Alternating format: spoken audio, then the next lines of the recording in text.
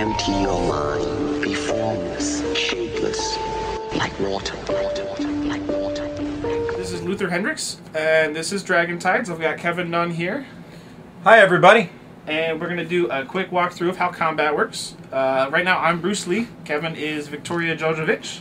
And we're going to take a couple turns, just walk through real quick and see how it goes. So, first, I'm going to do my first phase. I can move or step. If I move, I get to move this many spaces. And since Victoria is so far away, I'm going to take my move to get closer to her. I'm going to go up to 3, so I'll go 1, 2, 3. Why not? And the second phase, I'm going to attack her. Attack's just one of the options, but that's what we're talking about right now. So, in order to attack, I'm going to pick one of these 3 attack types. We got strike, grapple, and throw. They all do different things.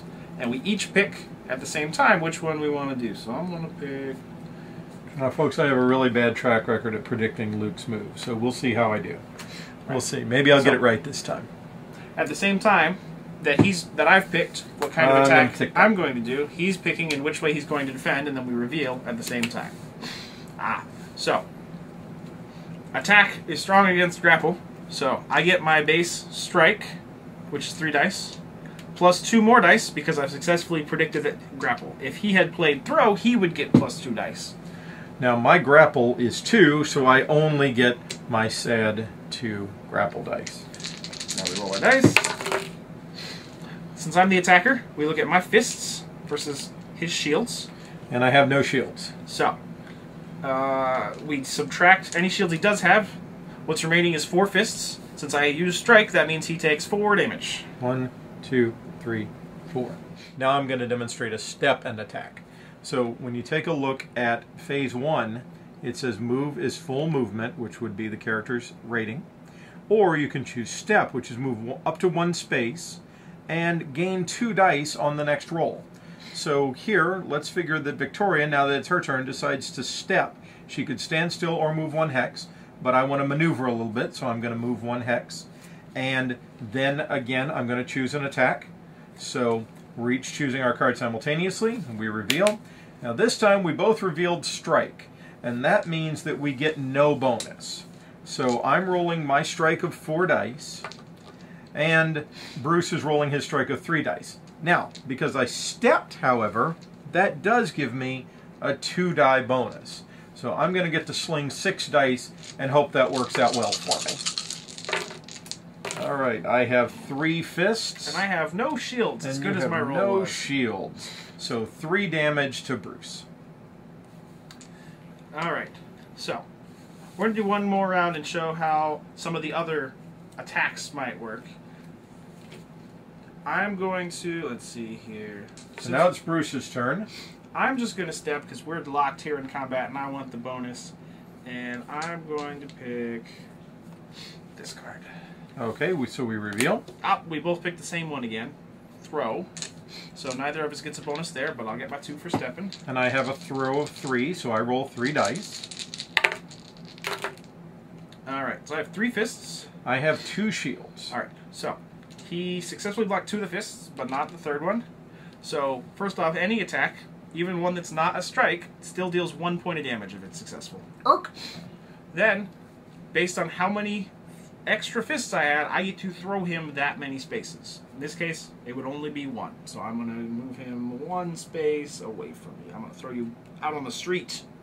No! Alright, and my turn is done. Okay, so now on this turn, Victoria is going to step in to re-engage with Bruce. So that means I'm going to get my 2-die bonus for choosing step. And I choose this as my attack. Aha! I chose grapple, which is the perfect counter to throw. So I get a 2-die bonus. Grapple beats throw. And my grapple is normally only 2 dice, so I'm rolling 6 dice. I only have 3. And I rolled a single shield. And I rolled a mess of fists. So his single shield counters 1 of mine. I still take 1 point of damage. Right. And with my extra 4 fists, I'm going to give Bruce 4 dice of pinned down. So any actions Bruce takes until the start of my next turn, roll 4 fewer dice. Now fortunately, your stats can only go down to 1. So even though I have -4 here, I'll still get to roll at least 1 die no matter what I do. So one last feature we want to show you about combat is how a counterattack happens. So if you take a look down here at the board, Victoria was attacking Bruce, and Victoria was using her strike. Bruce chose throw. Now throw beat strike, so Bruce got to roll 2 extra dice, and it paid out for him. I had a particularly bad roll. I only rolled 1 fist, whereas Bruce rolled enough shields to stop me. 1 would have been enough, and Bruce got 2. So that now means that Bruce gets to counter. Now we look at his fists against my shields, and Bruce has 1, 2, 3, 4 fists against my 2 shields. So I stop 2 of his fists on the counter strike, but he gets 2 fists through on his counter throw. Anytime an attack is successful, the loser loses 1 point of health, so I lose 1 point of health. And because he got 2 dice through on a throw, he can throw me 2 spaces. Back out into the street. Hendricks, now we're going to talk real quick about signature moves in DragonTides. So, obviously, each character has lots of things that they and only they can do. The way that signature moves work is on your character sheet, you have a space where you can assign a signature move from your hand. They'll all have different effects, but the other players don't know what you've picked until you choose to reveal it. At any point when it would be relevant, you can take the one that you've got face down on your mat and reveal it and apply its effects. In this case, 1-inch punch lets Bruce Lee's strikes roll an extra die and ignore penalties for being grappled. So if we're sitting here and deciding what to attack and I've picked strike, you don't know what I've picked, we reveal, I show I'm striking with my 1-inch punch and I get the bonus immediately. At the start of my turn, I can pick this back. I pick this back up, and I can put down a new signature move. Again, face down. And now I'm going to show you how each character's super move works. So taking a look down here at Bruce's character sheet, we see that in addition to the place where he's placed his signature move, he has a super move. Now this track starts here at 0, and as it builds up, you get to slide it. Now how does it build up?